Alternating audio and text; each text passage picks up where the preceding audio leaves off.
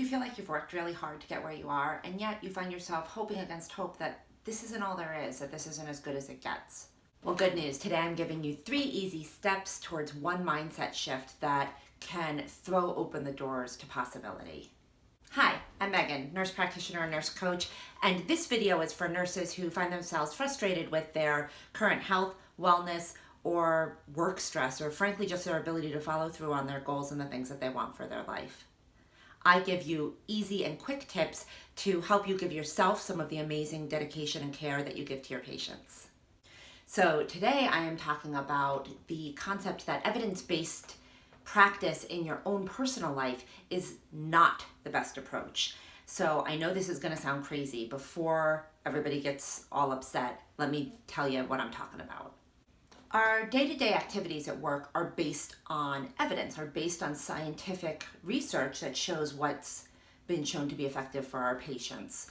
So this is a good thing, right? And we spend all day looking for evidence of either what's wrong with somebody, what we can do to help their overall health, what we can do to help the patient have better outcomes. And we look for this evidence and we use the evidence before us to guide our clinical decision making and our plan of care.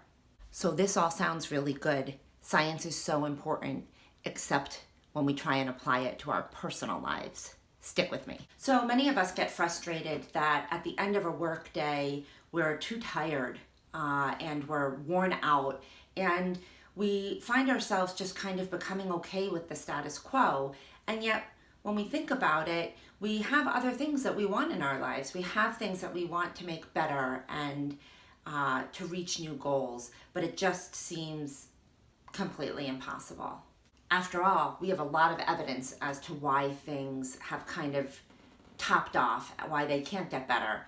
And this is where the problem comes in, when we try and find evidence to create new things, because we're not going to find that. It doesn't exist yet because we haven't done the new things.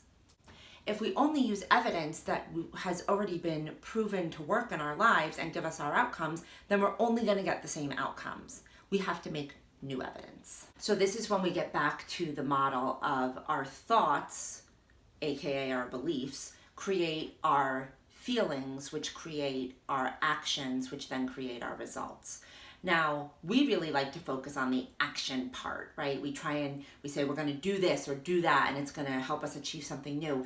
But that's starting too far down in the process. We have to go back up to what we believe to be true. The belief has to come first. Now, I know this may sound a little woo-woo for some of you, but if you believe something is not going to work, then it gives you that thought of it's not going to work, gives you the feeling of futility or discouragement or pointlessness, which is just another word for futility. Anyways, the outcomes from that are never good. You're never going to take good actions from being discouraged or feeling like everything is pointless.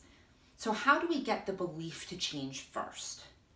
Sorry, bad news, no Christmas miracle here. We can't just believe our way into new things. Believing is just the first step.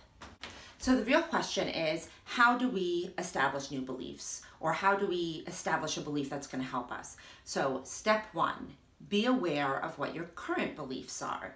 Now, you may think you don't know how to tell me this, but I'll ask you this question. Pick your goal, pick whatever it is that you want in your life. More time, more energy, exercise, maybe it's learning something new, maybe it's eating healthy, whatever that is. Now take a minute and tell me why that won't work, why you can't get that thing in your life. And whatever your answer to me would be, that's your belief. Let me give you some of my favorites. I don't have time. I don't have the money. I don't have the right genetics. She's so annoying. Their expectations are unreasonable. I've never done it successfully before. It's too hard. Or my personal favorite, it's just not who I am. Okay, step 2. Now that we're all getting agitated about all of the reasons why these things won't work, all the beliefs of why it can't happen, step 2 is the tricky one. This is acknowledging that these beliefs are just that. They're just beliefs. They're just thoughts. They're just things that we've been programmed to believe. And this is different than a fact. the temptation is to really want to defend that why you really don't have time, or why you really don't have the money, or why you really have the wrong genetics, or whatever, the worst job or the worst family stressors or whatever. And you can defend those reasons if you want, but if you hold on to them and defend them, then you're giving up the opportunity to get unstuck. So let's, for the sake of argument, say maybe these are not absolute facts. Take this as an example. If you were in a court of law and you had to prove that it was physically impossible for you to have the time, would a whole group of people agree on that? Can you argue that in fact it's absolute proof that you don't have the willpower, or that it's just not who you are? Those are not facts, my friends. Those are beliefs. And so step 2 is just getting your head around these thoughts are optional. Step 3, decide what you want to do with these thoughts now that we've decided that they're just beliefs, that they're just thoughts, and that they're negotiable. Now, some of these thoughts may have helped you before. I grew up knowing 100% for sure I was going to college. I had absolutely no evidence of that. When you were in high school, you have no evidence that you are going to college. There's nothing to prove that you're going to college. Yet I believed it to be true. And because of that belief, I felt determined, and my actions were such that got me into college, kept me in college, and had me graduate. So that thought really helped me, but I had no evidence for it going into it. So the idea here is that was a good thought, and it's time to retire, and now I can pick a new thought without evidence. What I have found very helpful is the thought, I am already her.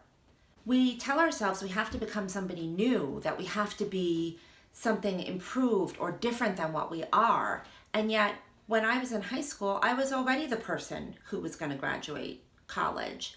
And when I was in college, I was already the person who was going to get my NP.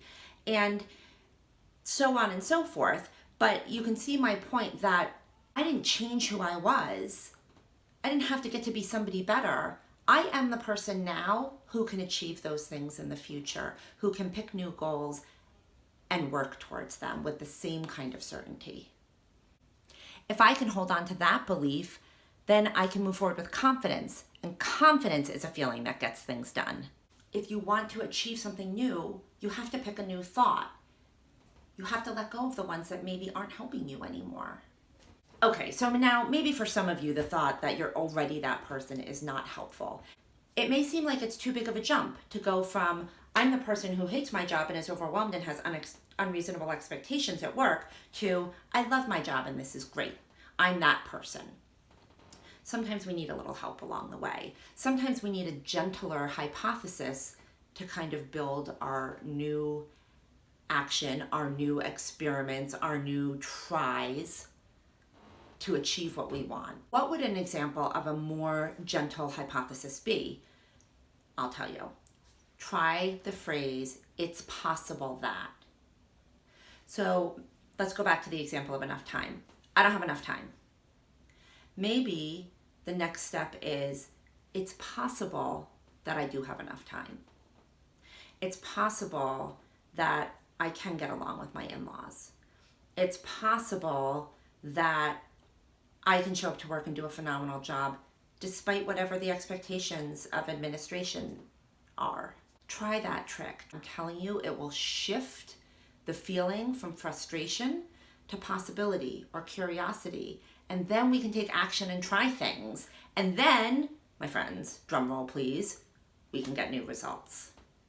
So here's the key. We don't want to take old evidence from our past and use it against ourselves. Evidence from the past is irrelevant. We can't have evidence of something new and great when we haven't tried the experiments yet. We can't have the evidence until after we believe, until after we feel something more motivating, and until after we take action. Then we get the results. Then we get the evidence, not vice versa. So building a belief is the first part in making meaningful change in our lives. Before planning any actions, although I know we love to plan the actions on how, before all of that, Focus on the result instead of the how, because after all, you're already her. I hope this gives you some insight into your own life. I'd love to hear how it works for you. Until the next video, be brilliant, be kind. I'll see you soon.